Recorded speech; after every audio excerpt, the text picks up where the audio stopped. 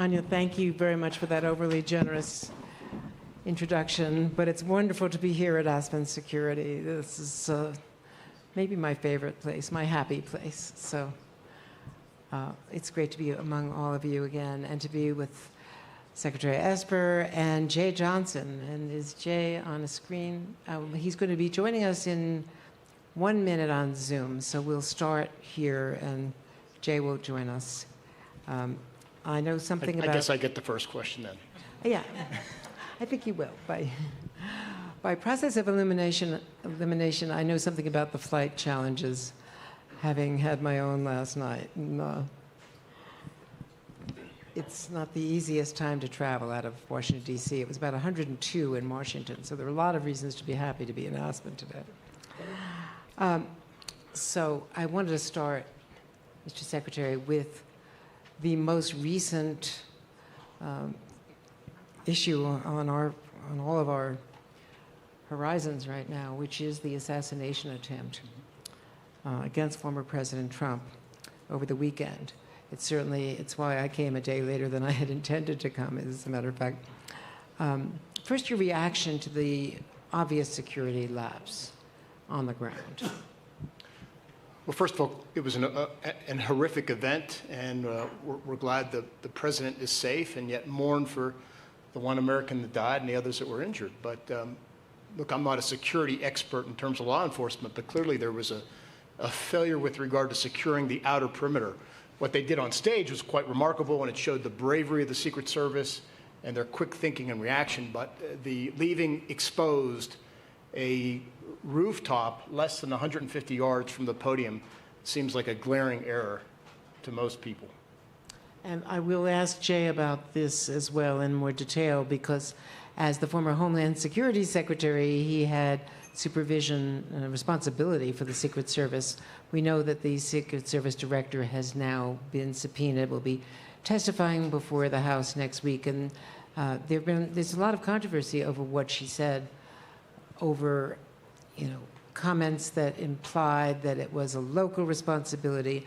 What is the division between federal and local, between the Secret Service?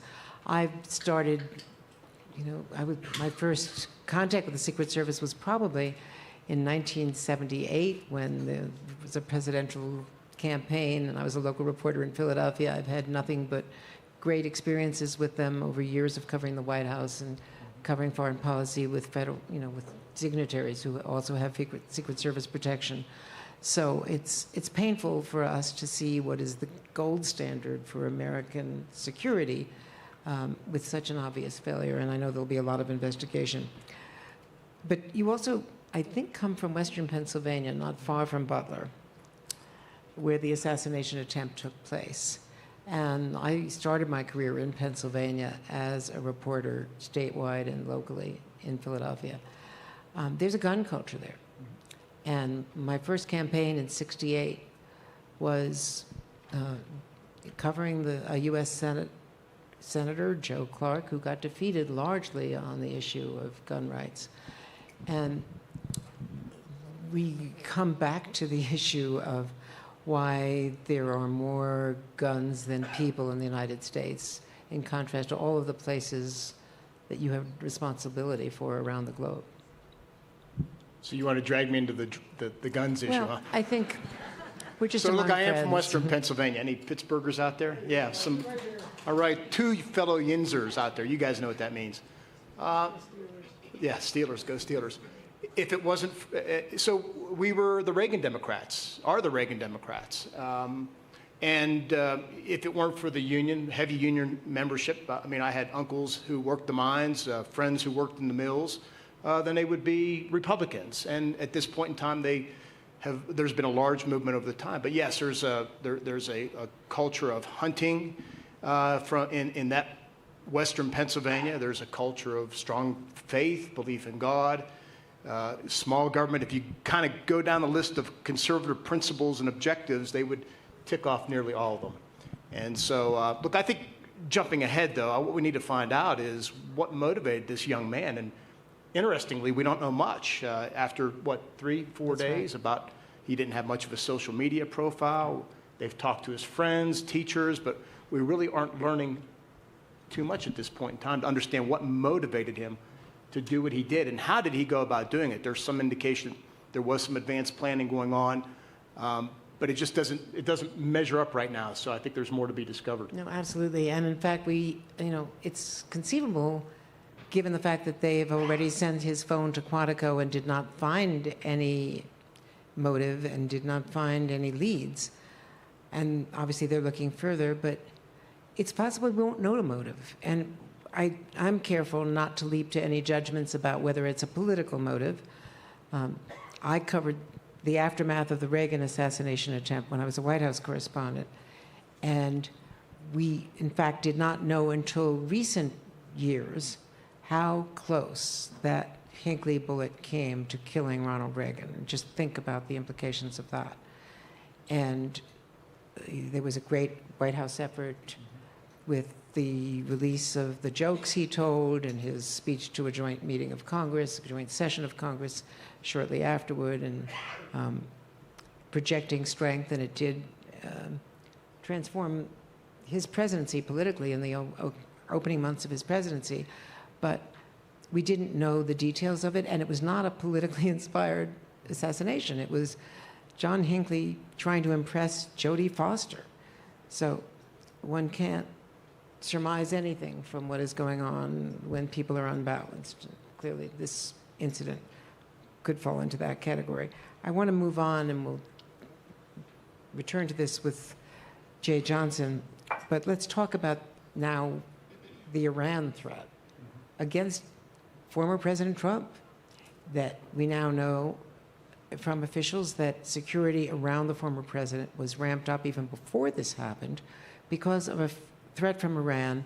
And in fact, I'm aware, and everyone in Washington who covers this stuff knows, that there is continued security around all of the national security officials, Secretary Pompeo, John Bolton, others, ever since the Soleimani killing in Iran, that there is a revenge motive. Maybe you can address how to protect American officials from the threat from Iran after, to their mind, the martyrdom of the leader of the Quds Force of the Revolutionary Guard, the leader of their terror group.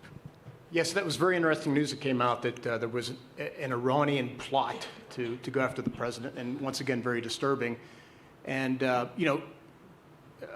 me, it's personal as well, because I'm in that group that's on their hit list. And so, like a few of my colleagues, I carry around a very robust 24/7 security protection detail that watches over me, and several of us have that, and it's going on 4 years now, which for the killing of Soleimani, which I think was a just act. I think it was the right thing to do at the time, given the intelligence we knew, and given Soleimani's long history of killing hundreds and hundreds of our service members in Iraq. But look, we got to do better than just playing defense. I mean, there was a plot against John Bolton that was discovered.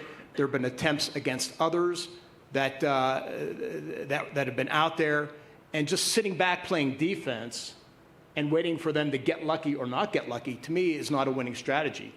Not least because of our own personal livelihoods and what that may mean to our welfare. But think about it. If the Iranians were to conduct or hire somebody to kill the former president of the United States, what would that mean? That would mean war, in my mind. It would be an act of war.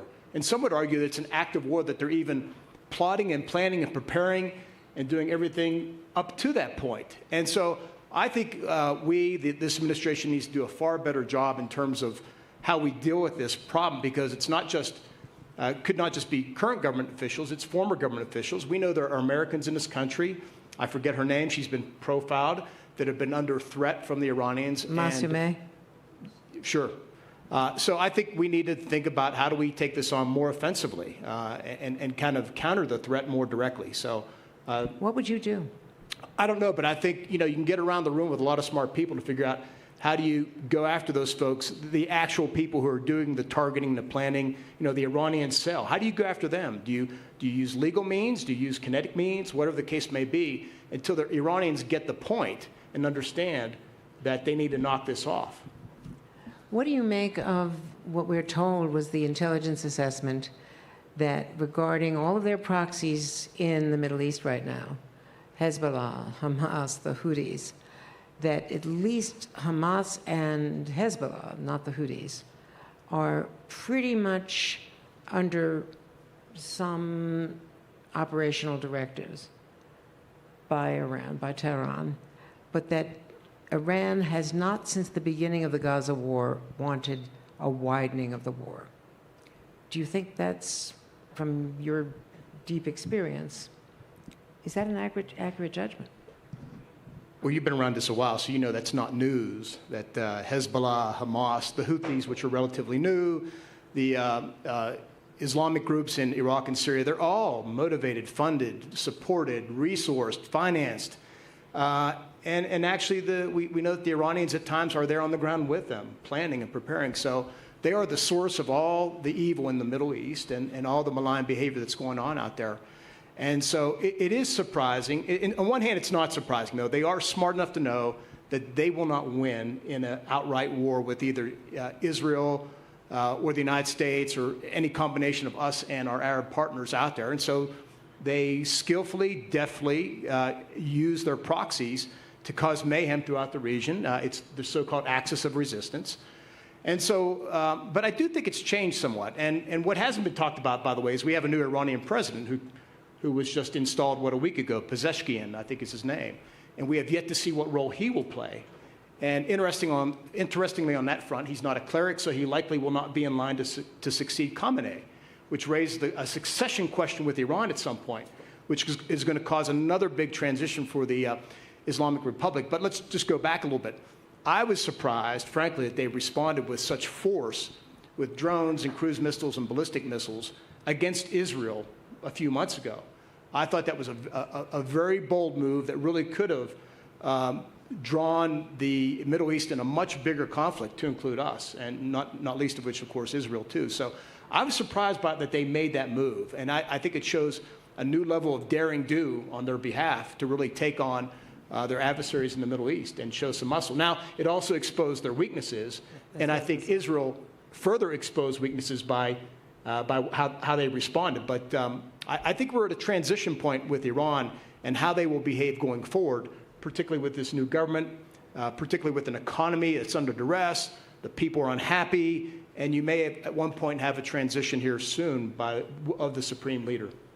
There was, in fact, a lot of surprise about this election, that people came out of the woodwork, and we have not been covering the protest by the women as much as we had 2 years ago. I mean, the attention deficit of the news media, this is part of it. Gaza has taken first place, and Ukraine is not as covered as intensively as Gaza has been, and we sort of know that resources are somewhat limited. But that said, it does seem that the focus on Gaza has supplanted a lot of other tensions in the region. What did you think of the American response with Israel showing the defensive capabilities against Iran in that incident in February? Yeah, look, from the get-go, I've had mixed views on the United States response. I thought the president was very bold in terms of initially deploying 2 aircraft carriers. We, I think, had an amphibious group. We supported Israel in the Middle East within hours and days after October 7th. And but I thought we took too long to respond. I think we had like 150 or so attacks against U.S. bases and forces throughout the Middle East, principally Iraq and Syria, before we ever really hit them back hard. And once we did that, because I and many others are saying, you got to hit them back, you got to respond, they respect force. We did that, it stopped, right? So there's a lesson there. So I think, what Israel has built up over the years with American assistance, this layered defense, was very effective. I mean, Iran, as many of us know, has the most capable missile force in the Middle East, and basically the Israeli defense forces, along with, by the way, the Americans, the Brits, and we believe the Jordanians and others, knocked down nearly every single missile, and the Israelis only suffered one casualty. I think a young girl was injured. So it was a tremendous display of technology, of defense, of cooperation, of working with allies and partners, which is a good lesson for us to keep reminding ourselves of. And then I think they showed their ability to strike back by getting within the Iranian air defense system, striking deep into a target at an airfield next to what we believe was a nuclear facility. So I thought it was, again, a very good display of capability by the Israelis.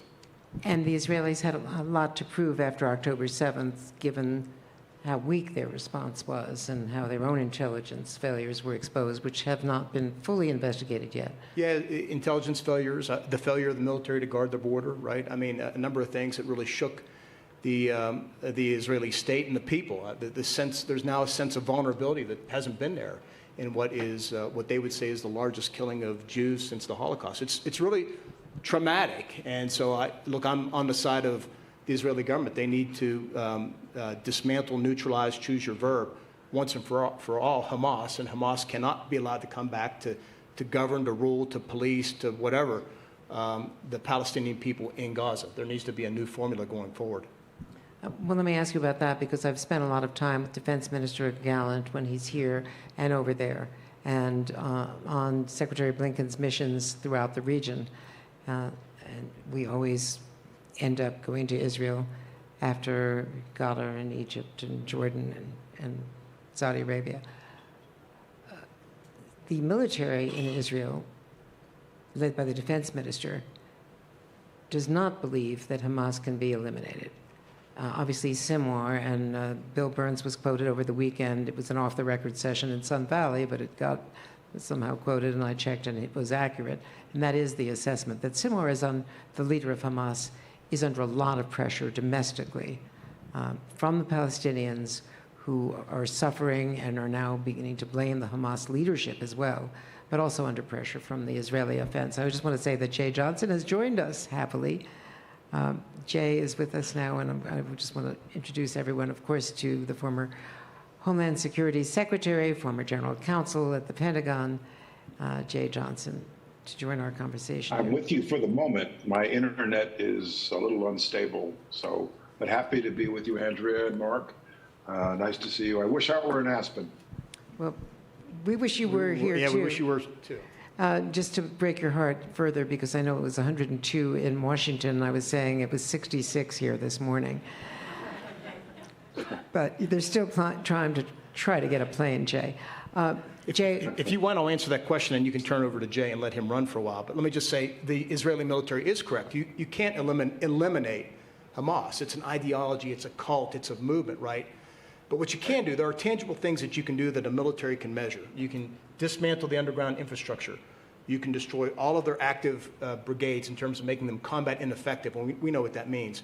You can eliminate their top leaders, and we know in the past few days they went against Mohammed Deif, who is the top military commander there. That we haven't confirmed. They haven't confirmed. Not yet confirmed. And then you can, of course, secure the Philadelphia corridor, which is the boundary between Egypt and Israel, where they've been running supplies in underground. So you can do those things, but otherwise you're not going to eliminate Hamas. What you're going to have to do is have a presence there, or at least the means to, as we like to say colloquially, mow the grass every now and then, right? You see them pop up, you see them get strong, you go in, you take them out, you do these types of things. But you actually have to get a new administering authority there on the ground to do the police, the education, the governance, all those things that a normal state would do. And having it run by a terrorist organization is not a way forward, because we know they've said they said they're going to do October 7th over and over and over again, and that's simply intolerable. And a lot of this is going to come to the head next week. Many of you may know that Prime Minister Netanyahu is coming to Washington. He will get his long-awaited meeting with the president. This has been a big cause of friction between Netanyahu and the Biden White House, because he did not get what he thought was the proper respect that he deserved when he was elected, because of differences over policy, and frankly also because of the speech he gave in Congress at the invitation of the Republican leadership, which opposed the administration's policy, the Obama-Biden policy in Iran. And now he is also giving a speech at the invitation of well, both houses actually, bipartisan invitation next Wednesday. So there's going to be a very robust conversation. I should also add that several notes were handed to me. One was that Jay was going to be on the Monitor. Another is, very unfortunately, and this could affect the summit next week, but maybe there are enough days to reschedule that meeting, that the White House has apparently announced that President Biden has COVID, which is certainly a setback for all of his plans, as he has a very busy campaign schedule over the next couple of days as he tries to deal with, significant opposition from within his own party. But that's another whole subject. Jay, we talked about the threats and the Secret Service, and the Secret Service director has been subpoenaed to appear next week. And the question that you could answer better than any of us is why that perimeter was not better secured. Was it a local responsibility? If so, why was there not better communication between the locals and the Secret Service, given that people were pointing to him on the roof? There was a significant amount of time. There was, almost 90 seconds but they were not on the roof. Apparently one of the local police was hanging from the roof but couldn't get to his gun because he was hanging with both hands on the edge of the roof. All of this will come out. But from your experience on the way these things are planned, there's so much advance work by the Secret Service. Do you think that they are under-resourced? Was it because of the NATO summit the day before? Are they spread too thin? A couple of things. First of all, can you hear me? Very, very well. And can you see me? I don't know whether you can see me. We can see you. Are there monitors? Yes, we can all see you. Okay. All right. Great. So, Andrea, honestly, I don't have a good answer to your question. I suspect that there will be one or more multiple investigations that will dig into every single moment, second of that event. And at some point, we will have answers. Now, a little bit of background. I was, of course, the cabinet level supervision of the Secret Service for 3 years. I was a protectee of the Secret Service for 3 years. The Secret Service has to go out and pitch a no-hitter every single game, because if any runner gets on first base, it's catastrophic. They have a very, very demanding job. I believe it is no accident, it is no dumb luck that it's been 43 years since anyone's tried to take a shot at a president or a future president or a past president.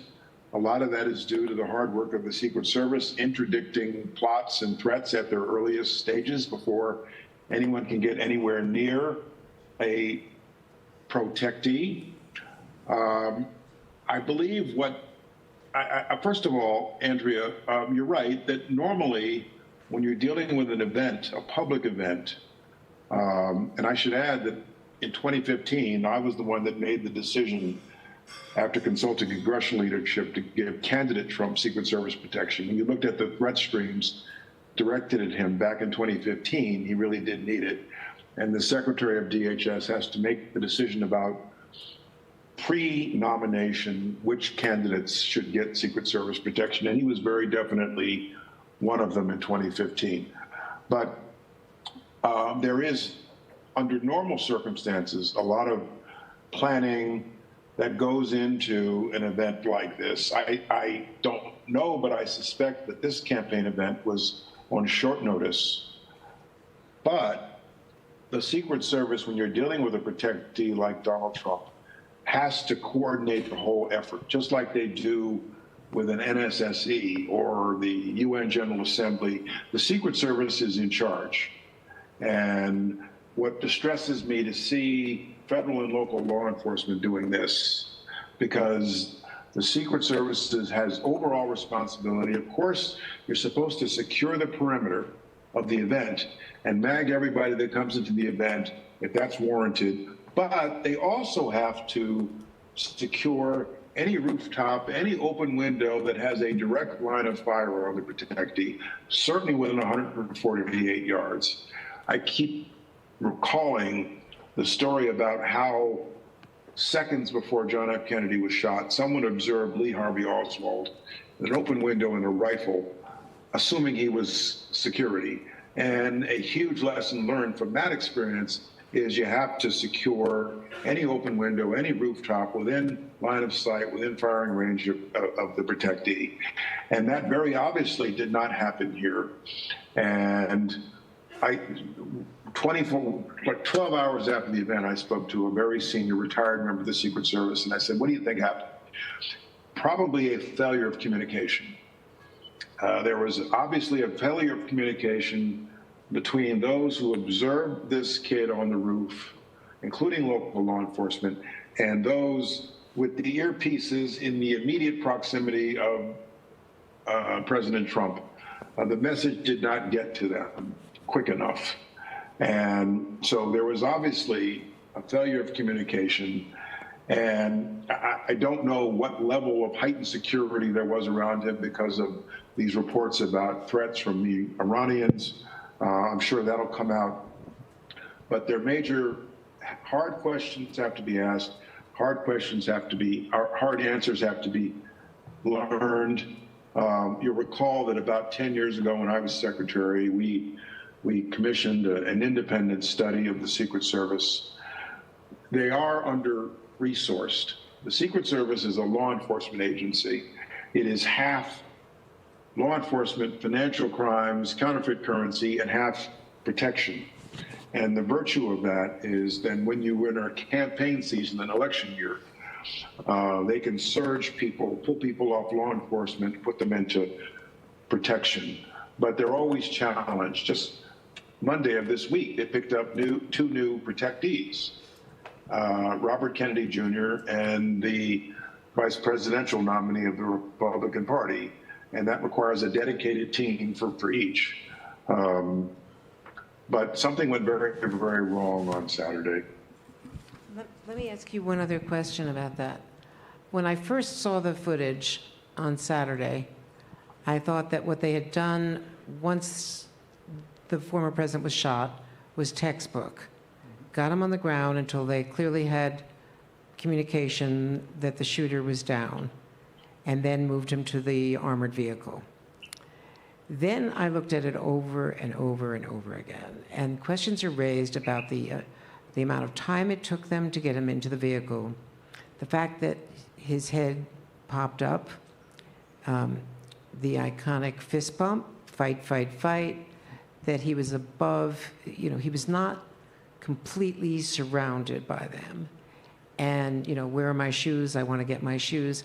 Is there also an issue with a protectee having, with especially one with a large personality, let's say, having too much influence on the detail?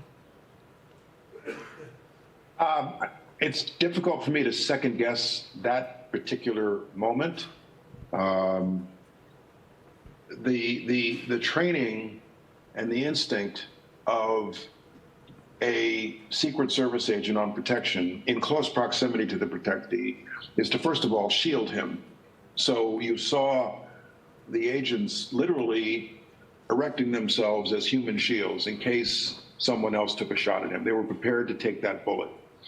But the training and the instinct is to get the protectee out of the area into the armored vehicle and have the armored vehicle zoom away out of the sight. And, Donald Trump's not a small person, so it's not like you can just lift him up and cart him away. And the protectee has to cooperate with the effort to move him quickly. So it's hard for me to second guess that particular movement. In the first instance, they did what they were supposed to do, which was immediately surround him and shield him and be prepared to take a bullet for him. And eventually they got him on his feet and they pushed him into the armored Suburban. He did what he did with the fist. But it's a very, very difficult, challenging circumstance in a very, very stressful situation where you don't exactly know what the threat is and where it's coming from. If I can elevate the discussion a little bit to speak to the bigger issues, because I think the tactics are important, but I think they feed into the bigger thing that troubles, I shouldn't say bigger, but another thing that really troubles me, and I'm sure all of us, and that is the harsh political discourse that's out there right now surrounding this event. So that was my next question. So now you have the blame game, as Jay rightly said, people pointing fingers. Was it local or state versus federal? Who did this? Who did that? You have folks on the right who each side has conspiracy theories about what happened, what didn't happen. And I think the lesson right now, and Jay and I have both been here, when something happens, and things happen when you're in these jobs, and I think this has harmed the service over the last few days, is you can't come out every day with a different reason, right? Maybe it was local. Then the next one was the roof was too sloped to put somebody on there. And now it's not enough resources. And there seems to be this drip, drip, drip. And I think that the thing is you have to immediately launch an investigation and hold firm and wait for that investigation to come out and get more details before you start throwing things out there. I mean, you do want to be transparent, but you got to be careful that you're not feeding the bigger beast, because now it looks like we're hopping from excuse to excuse. And I know that's not the intent, because the Secret Service is extremely professional, but it just kind of feeds into this broader turmoil of each side blaming and saying this happened, this didn't happen, and it's a cover-up, and the director should be fired and not fired. I think we just need to settle things down. And that first responsibility, by the way, lies with political leaders on both sides of the spectrum, right? Elected, non-elected, you name it, is to say, calm things down. Let's let things sort themselves out. Having an investigation from the Hill is fine. That makes sense.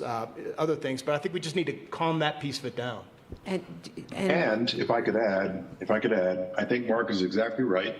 As I've gotten to know Mark, I've found that he and I happen to agree on a lot. And I think we share some of the same values. Mark, I hope I haven't blacklisted you from any future Republican administration by saying that. But thanks, Jay. Love you too. The political discourse right now is terrible. And I have said numerous times that unacceptable rhetoric makes unacceptable behavior acceptable, and for the dangerous, deranged among us, violence inevitable. And that's what happened on Saturday. That's what happened to Nancy Pelosi's husband. That's what almost happened to Brett Kavanaugh and numerous other high-profile individuals. But let's not also forget one of the major problems we have in this country, which led to the result on Saturday, was the prevalence of guns in America. Guns are part of our culture. It's enshrined in the Second Amendment, but it's not an all or nothing proposition. Every constitutional right is qualified to one degree or another, and it is appalling and inexcusable to me that an apparently deranged 20-year-old can get his hands on an AR-15 so easily, which in my judgment is a weapon of war with no legitimate use in civilian society. And we're back to that same issue all over again, unfortunately. Secretary Esper, let me ask you also about the political climate right now, because you worked closely with Donald Trump. You wrote in A Sacred Oath about the experiences you had on June 1st, 2020. I wrote where? You said I wrote where? In your book, A Sacred Oath. I'm just trying to get another. Oh, I'm sorry. Yes. Still yes. on sale. So still on sale, maybe in paperback. I interviewed you about it. Yes, the book is A Sacred Oath. Mark, it's somewhere on this shelf back here, okay? Thanks, Jay. That's what I needed. It's front and center. I thought somehow I had misstated the name, but how could I forget it? So you wrote about the events in Lafayette Park and in the Oval Office. And looking forward, you talked about how there were conversations with you and Joint Chiefs Chairman Mark Milley at the time, and that the then president wanted to invoke the Insurrection Act and deploy 10,000 active duty troops to the streets of Washington. And at a pivotal point, the president asked the chairman of the Joint Chiefs, can't you just shoot them in the legs or something? And you were all taken aback. And you stressed that it was a law enforcement action, and if there were any role at all for the military, it would be the National Guard. So the question looking forward is, what if he's in office again and is not surrounded by Mark Esper and Mark Milley and other people to remind him of those, restraints? And, what concerns, if any, do you have? And what should the national conversation be about the use of force?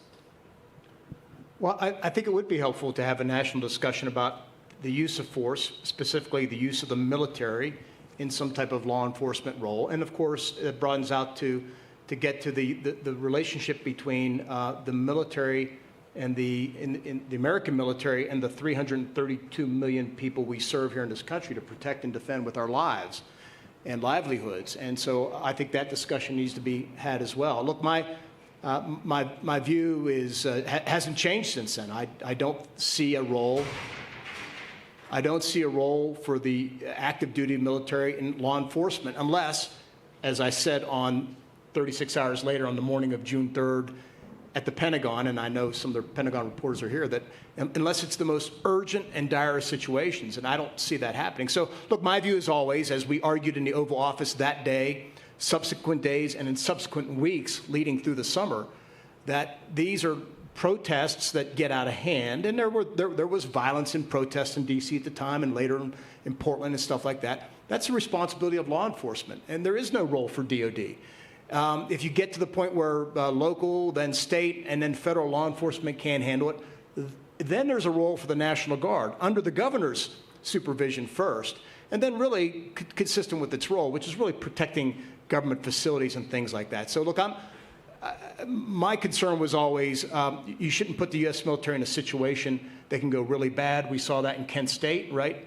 Remember that. Our purpose is to support and defend the American people, not to be used as a law enforcement tool against them directly.